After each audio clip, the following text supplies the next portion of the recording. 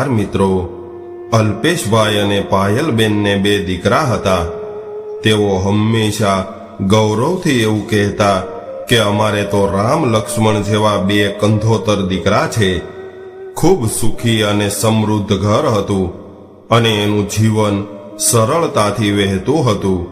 પરંતુ માનવીના સંજોગો ક્યારે અને કેમ બદલાઈ જાય છે એ કોઈને ખબર નથી હોતી. કાળની એક જોરદાર ફૂંક આવે ત્યારે જીવનના સઘળા સમીકરણો બદલાઈ જતા હોય છે. કાળ સામે ભલભલા લાચાર બને છે. અલ્પેશભાઈના જીવનમાં પણ કંઈક આવું જ બન્યું હતું. સમયનું વાવાઝોડું ફૂંકાયું અને સંજોગો બદલાયા. અલ્પેશભાઈનો નાનો દીકરો 5 વર્ષનો થયો ત્યારે એને વેપારમાં ખૂબ મોટી ખોટ આવી અને ઘરની આર્થિક સ્થિતિ બગડી ગઈ. અચાનક મધ્યમ વર્ગની સ્થિતિમાં આવી ગયા હતા. પરંતુ અલ્પેશભાઈ અને એના પત્ની પાયલબેન એટલા જલ્દી હિંમત હારે એમ હતા નહીં. તેઓ વિચારતા હતા કે અમે 2 દીકરાના માતા પિતા છીએ અને અમારા દીકરાઓ જ અમારી સાચી મૂડી છે. કાલે સવારે અમારા દીકરા મોટા થઈ જશે અને બાપની બાજુમાં ઊભા રહેશે એટલે સમયને પણ બદલવું પડશે. મનોમન આવો વિચાર કરીને અલ્પેશભાઈ થાક્યા વગર 24 કલાક કામ કરવા લાગ્યા. પાયલબેન પણ ઘરકામ અને દીકરાઓના ઉછેરમાં અને એના અભ્યાસમાં ખૂબ ધ્યાન આપી રહ્યા હતા. દરેક માતા પિતાની જેમ પોતાના જીવનની એક એક પળ સંતાનો પાછળ વાપરી રહ્યા હતા. પોતાની જાત ઘસીને પોતાના દીકરાઓને ઉછેરી રહ્યા હતા અને દીકરાઓને કોઈ પણ વાતની કમી ન આવે અને એની બધી જ જરૂરિયાતો પૂરી થાય એટલા માટે પતિ પત્ની બંને ખૂબ મહેનત કરતા હતા.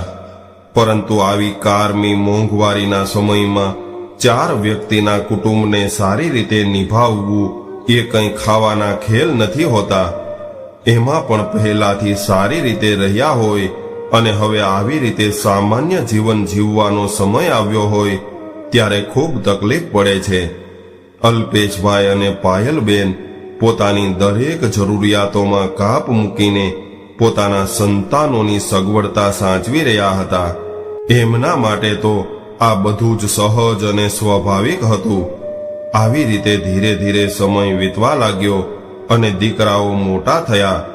દીકરાઓને ખૂબ સારું શિક્ષણ અપાવ્યું હતું એટલે સમય થતાં બંને દીકરાઓને સારી એવી નોકરી મળી ગઈ અને ત્યારબાદ બંનેના વિવાહ થઈ ગયા. દીકરાના વિવાહ સમયે પાયલબેને પોતાના બધા જ ઘરેણાં વહુઓને આપી દીધા અને પોતાની બધી જ જવાબદારી પૂરી કરી હોય એવી રીતે ખૂબ ખુશ થઈ રહ્યા હતા. પાયલબેનના બંને દીકરાઓ બીજા શહેરમાં નોકરી કરી રહ્યા હતા એટલે બંને અલગ અલગ જગ્યાએ સેટલ થયા હતા. એવામાં ફરી એકવાર નસીબનું પાંદડું ફરી ગયું અને અલ્પેશભાઈને અચાનક જ શેર બજારમાં ખૂબ મોટો ફાયદો થયો. માતા લક્ષ્મીની કૃપા ફરી એકવાર એવી થઈ કે અલ્પેશભાઈએ જેટલું ધન ગુમાવ્યું હતું એ બધું જ પાછું મેળવી લીધું. ત્યારે અલ્પેશભાઈ અને પાયલબેન પોતાના નસીબનો ખેલ જોઈ રહ્યા હતા અને અલ્પેશભાઈએ પોતાની પત્નીને એવું કહ્યું કે પાયલ, ભગવાનનો ખેલ પણ ખરો છે. કેમ કે હવે તો આપણા રામ લક્ષ્મણ કમાતા થઈ ગયા છે અને હવે આપણે ક્યાં પૈસાની કમી પડવાની હતી. છતાં પણ આવા સમયે માતા લક્ષ્મીએ આપણા પર કૃપા કરી છે અને આટલું બધું ધન આપ્યું છે અને ઘરમાં આવતા ધનને ક્યારેય ઠુકરાવાય નહીં. એને તો હંમેશા આવકારો જ આપવાનો હોય અને આ તો નસીબની બલિહારી છે. આવી રીતે પતિ પત્ની ખૂબ સુખ શાંતિથી રહેવા લાગ્યા. હવે ક્યારેક ક્યારેક એના બંને દીકરા માતા પિતા પાસે આંટો મારવા આવતા રહેતા તો ક્યારેક અલ્પેશભાઈ અને પાયલબેન પણ પોતાના દીકરાઓના ઘરે આંટો મારી લેતા. પરંતુ આજે પાયલબેન શાકભાજી લેવા ગયા હતા ત્યારે જ સામેથી આવતા ટ્રક સાથે એનું અકસ્માત થયું અને એ અકસ્માતમાં પાયલબેનને ઘણા બધા ફ્રેક્ચર થયા હતા. એટલે નાના મોટા ઘણા બધા ઓપરેશન કરાવવા પડે એમ હતા અને ઓછામાં ઓછો 6 મહિનાનો ખાટલો તો પાકો જ હતો. પરંતુ ખુશીની વાત એ હતી કે પાયલબેનનો જીવ બચી ગયો હતો. હવે પૈસા બાબતે તો કોઈ તકલીફ નહોતી, પરંતુ હોસ્પિટલમાં લાંબો સમય સુધી રહેવું પડશે એ નક્કી હતું. આવા સમયે માણસની પણ ખોટ પડતી હોય છે, પરંતુ અલ્પેશભાઈ હિંમત ન હાર્યા, કેમ કે એની પાસે પૈસાની કોઈ કમી નહોતી અને માણસોની પણ ક્યાં કમી હતી. આજ સુધી એને ક્યારેય પોતાના દીકરાઓની મદદની જરૂર નહોતી પડી, પરંતુ આજે એના જીવનમાં પહેલી વાર એને પોતાના દીકરાઓની મદદની જરૂર પડી હતી. એટલે અલ્પેશભાઈએ બંને દીકરાઓને ફોન કર્યા અને બંને દીકરા પણ હોસ્પિટલે આવી ગયા. પરંતુ એ બંને એકલા આવ્યા હતા, એની પત્નીઓ એની સાથે નહોતી આવી. આ જોઈને અલ્પેશભાઈને થોડી નવાઈ લાગી, કેમ કે આવા સમયે વહુઓની તો ખાસ જરૂર હતી અને અલ્પેશભાઈ તો એવું વિચારી રહ્યા હતા કે બંને વહુઓ અને દીકરાઓ આવી જશે તો એક વહુ ઘરનું કામ સંભાળી લેશે અને એક વહુ એની સાસુના ખાટલા પાસે રહેશે અને બંને દીકરા બહારનું અને હોસ્પિટલનું કામ સંભાળી લેશે. ત્યારે અલ્પેશભાઈએ એના દીકરાઓને એવું પૂછ્યું કે બેટા, વહુઓ તમારી સાથે નથી આવી? એટલે બંને દીકરાઓએ જવાબ આપીને પોતપોતાની મજબૂરી જણાવી દીધી અને અમારી પત્નીઓ અહીંયા નથી આવી શકે એવું કહી દીધું.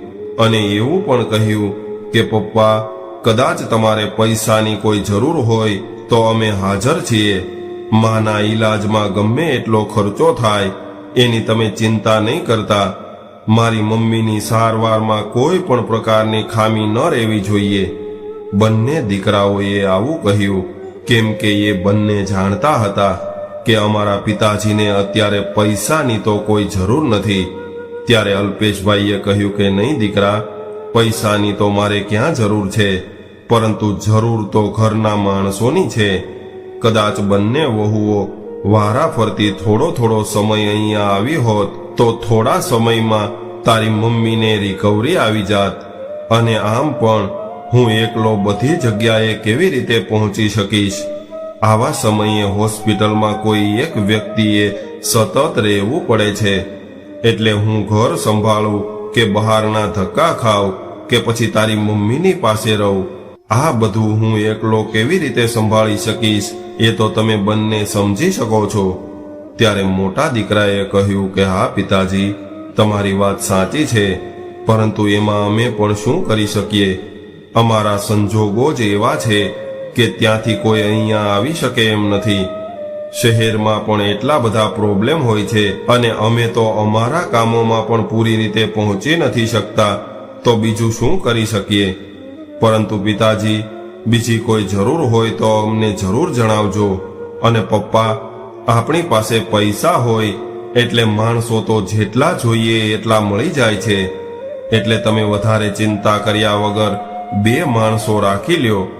એ લોકો રસોઈ પણ બનાવી આપશે અને બહારના ધક્કા પણ ખાશે. અને તમે બસ મારા મમ્મી પાસે રહીને એનું ધ્યાન રાખજો અને અમે લોકો અમારી અનુકૂળતાએ અહીંયા આવતા જતા રહીશું. આવી રીતે આવી બધી વાતો કરીને માનું ધ્યાન રાખવાનું કહીને બંને દીકરાઓ એક જ દિવસમાં પાછા ઉપડી ગયા. અલ્પેશભાઈને તો મનમાં એવું હતું કે મારે 2 જુવાન કંધોતર દીકરા અને એની વહુઓ છે, તો પછી મારે શેની ચિંતા? હોસ્પિટલમાં રહેવું, આટા ફેરા, ડોક્ટરને મળવું, દવા લાવવી, ઘર ચલાવવું, રસોઈ બનાવવી અને હોસ્પિટલમાં ટિફિન પહોંચાડવું, આ બધું દીકરાઓ અને વહુઓ મળીને વારા ફરતી ઉપાડી લે છે. પરંતુ દીકરાઓ તો માત્ર મોઢું બતાવવા માટે આવ્યા હતા. ત્યારે અલ્પેશભાઈથી એવું બોલાઈ ગયું કે બેટા, મેં અને તારી મમ્મીએ આજ સુધી તમારું જ હિત જોયું છે. તમને ભણાવ્યા ગણાવ્યા અને તમે ઉંમર લાયક થયા એટલે તમને પરણાવી દીધા. દીકરા, અમે તો અમારી તમામ જરૂરિયાતોમાં કાપ મૂકીને તમારા માટે આ બધું કર્યું હતું. આટલું કહીને અલ્પેશભાઈ આગળ કંઈ બોલી ન શક્યા અને એનું ગળું ભરાઈ આવ્યું. બે દીકરાઓનો બાપ આજે લાચાર બની ગયો હતો અને એના જીવનનો સૌથી મોટો સધિયારો આજે ભાંગી પડ્યો હતો. જેની ઉપર બધો જ મદાર રાખ્યો હતો એ જ તૂટી ગયો હતો. દીકરાઓએ તો નફટાઈથી એવો જવાબ આપ્યો કે પપ્પા, અમને ભણાવ્યા ગણાવ્યા એમાં તમે કંઈ નવાઈ નથી કરી દીધી. આ બધું તો બધા જ માતા પિતા પોતાના સંતાનો માટે કરે છે, છતાં પણ તમે એની કિંમત લેવા ઈચ્છતા હોય તો અમને કહી દો, એટલે અમે એની કિંમત આપી દઈએ. પિતાજી, બોલો, અમારે કેટલા આપવાના છે? તમે અમારી પાછળ જેટલો ખર્ચો કર્યો હોય એના કરતાં વધારે આપી દઈશું. વળી પાછી પોતાના દીકરાઓની આવી વાત સાંભળીને અલ્પેશભાઈ હેરાન રહી ગયા અને પોતાના દીકરાઓની આવી વાતનો શું જવાબ આપવો એ વિચારવા લાગ્યા. ત્યારે એને એવું લાગ્યું કે કદાચ મને પહેલાથી આવી ખબર હોત તો મેં તમને અહીંયા ન બોલાવ્યા હોત. અને અલ્પેશભાઈનું મન ભરાઈ આવ્યું અને દીકરાઓ ફક્ત પોતાની હાજરી પુરાવીને જતા રહ્યા હતા. પરંતુ આ વાતની જાણ અલ્પેશભાઈએ પાયલબેનને ન થવા દીધી. પરંતુ પાયલબેન મનમાં સમજી ગયા હતા કે દીકરાઓ ફક્ત એક દિવસ માટે મોઢું બતાવીને જતા રહ્યા છે. ત્યારે એનો જીવ ઉકળી ઉઠ્યો હતો, પરંતુ એ ચૂપ રહ્યા, કેમ કે એ કંઈ બોલીને એના પતિના દુઃખમાં વધારો કરવા નહોતા માંગતા. છોકરા તો જતા રહ્યા હતા અને એકાદ દિવસ અલ્પેશભાઈ મનમાં ને મનમાં અફસોસ કરતા રહ્યા અને દુઃખી થતા રહ્યા. પરંતુ ત્યારબાદ અલ્પેશભાઈએ પોતાનું મન મક્કમ કરીને બધો જ અફસોસ ખંખેરી નાખ્યો અને પોતાની પત્નીની સારવારમાં લાગી ગયા. સદનસીબે અલ્પેશભાઈના બધા જ મિત્રો ખડે પગે હોસ્પિટલમાં હાજર રહ્યા અને મિત્રોની મદદથી બધું જ ગોઠવાઈ ગયું હતું. એટલે અલ્પેશભાઈએ હવે પોતાની પત્નીની સારવારમાં કોઈ પણ પ્રકારની ખામી ન રહેવા દીધી. પરંતુ કમનસીબે પાયલબેનને એ બચાવી ન શક્યા, કેમ કે પોતાના જ દીકરાઓએ એને ખૂબ આઘાત આપ્યો હતો. પાયલબેનને ખૂબ ઉત્તમ સારવાર મળી હોવા છતાં પણ કોઈ પરિણામ ન મળ્યું અને 1 મહિના પછી પાયલબેન આ દુનિયા છોડીને જતા રહ્યા. ત્યારે અલ્પેશભાઈને તો પોતાના દીકરાઓને આ સમાચાર આપવાનું પણ મન નહોતું, પરંતુ એના મિત્રોએ પોતાની ફરજ સમજીને એના દીકરાઓને માતાના મૃત્યુના સમાચાર આપ્યા હતા. પોતાની માના મરણના સમાચાર મળતા જ બંને દીકરા અને એની વહુઓ તરત જ ત્યાં આવી ગયા. પરંતુ અલ્પેશભાઈ પોતાના દીકરાઓને જોઈને એક શબ્દ પણ ન બોલ્યા.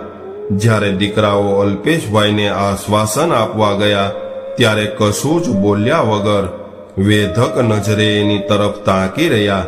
અને પાયલબેનની નનામીને અલ્પેશભાઈએ એના દીકરાઓને હાથ પણ લગાવવા ન દીધો અને એવું કહ્યું કે કોઈ જરૂર નથી તમારી, હું મારી પત્નીની સેવા કરી શકું છું, તો પછી એને આખરી વિદાય પણ હું પોતે જ આપીશ. આવું કહીને અલ્પેશભાઈ એના દીકરાને કહેવા લાગ્યા કે દીકરા, મારી પાસે પણ પૈસા છે અને એ પૈસાથી તારી માની નનામી ઉઠાવવા વાળા માણસો મળી જશે. આવી રીતે ગુસ્સે થયેલા અલ્પેશભાઈએ પોતાના દીકરાઓને પાયલબેનની કોઈ પણ અંતિમ વિધિમાં ભાગ ન લેવા દીધો, કેમ કે પોતાની જીવતી માની 1 મહિના સુધી ખબર પૂછવાનો પણ જે દીકરા પાસે ટાઈમ નહોતો, એ દીકરાઓને અલ્પેશભાઈ હવે માફ કરવા નહોતા માંગતા.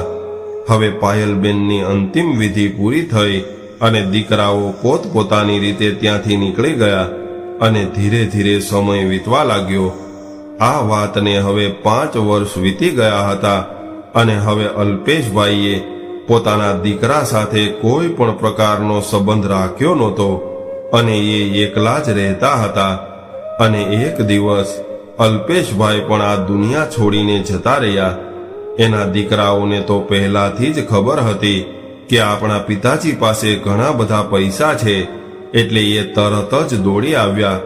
પરંતુ દીકરાઓને અહીંયા આવ્યા ત્યારે ખબર પડી કે પિતાજી તો એની બધી જ મિલકતનું એક ટ્રસ્ટ બનાવીને બાળકો માટે કામ કરતી એક સારી સંસ્થાને દાન કરતા ગયા હતા અને એ ટ્રસ્ટના ટ્રસ્ટી તરીકેની બધી જ જવાબદારી એના મિત્રોને સોંપતા ગયા હતા. આ બધી વાતની એના દીકરાઓને ખબર પડી ત્યારે બંને દીકરાઓના હોશ ઉડી ગયા, કેમ કે દીકરાઓને તો એમ હતું કે પિતાજીની સંપત્તિ તો એના ગયા બાદ આપણને જ મળવાની છે, પરંતુ એના પિતાજી પોતાના વહાલા દીકરાઓનો મોહ આવી રીતે છોડી દેશે એવી તો દીકરાઓએ કલ્પના પણ નહોતી કરી. પરંતુ અલ્પેશભાઈ એના દીકરાઓને એના અંત સમયે ભૂલી ગયા હતા, કેમ કે અલ્પેશભાઈ બધું જાણતા હતા. મિત્રો, આવી જ રીતે આજના સમયના દરેક માતા પિતા પોતાના સંતાનોના મોહમાં અંધ નથી બની જતા. એ સત્ય સંતાનો જેટલા જલ્દી સમજી લે એટલું એના માટે સારું છે.